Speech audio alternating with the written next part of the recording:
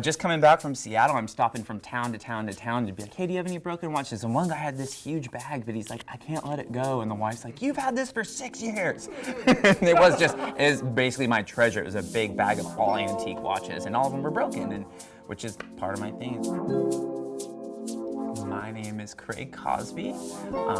I am a bartender, server, and an aspiring artist.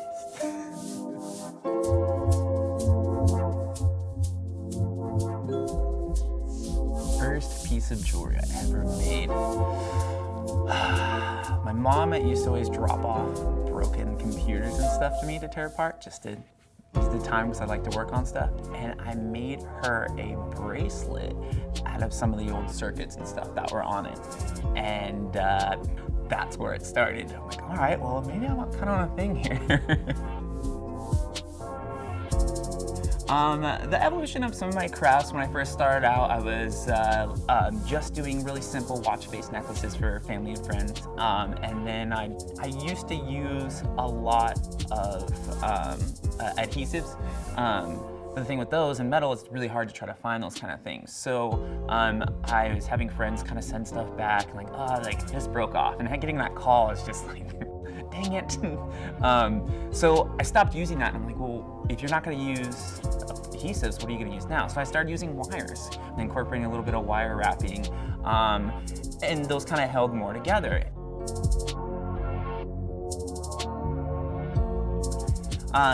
Some scary things that I've done are always the jumps, whether it be meeting up with that person to do that custom jewelry, whether it be setting up a booth and putting my heart out on a table, or even just upping my prices. That stuff's always scary to me. I don't know why everybody says it shouldn't be like, hey, you should be excited. You should. Of course I'm excited, but like, there's always that little thing in the back of my head, like, all these people are gonna walk by, and what if I don't sell anything?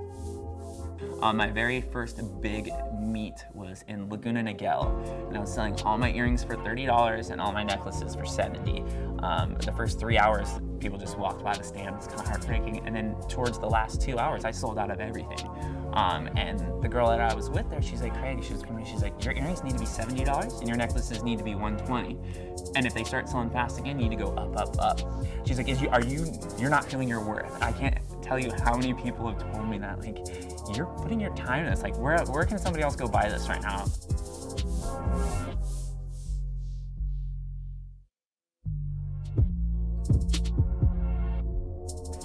Some advice I would give to somebody just starting out doing jewelry is to not be scared, to not hold back, to make and create, and then from that point to just see what you can do the next step better. See what you can incorporate. Like if you're feeling comfortable, like everybody's. Well, excuse me, I shouldn't say everybody. I mean, when you start out, everybody's gonna be a little bit scared. But now, like, it's that progression of, all right, I know what I'm doing, somewhat, and I wanna take that next step. So now you're comfortable and you know what you're creating. So the end game is just to keep on creating, keep on getting more influence, keep on, most of my influence is from traveling, and just to get rid of that dark cloud of scaredness and just to go for it, jump, do it.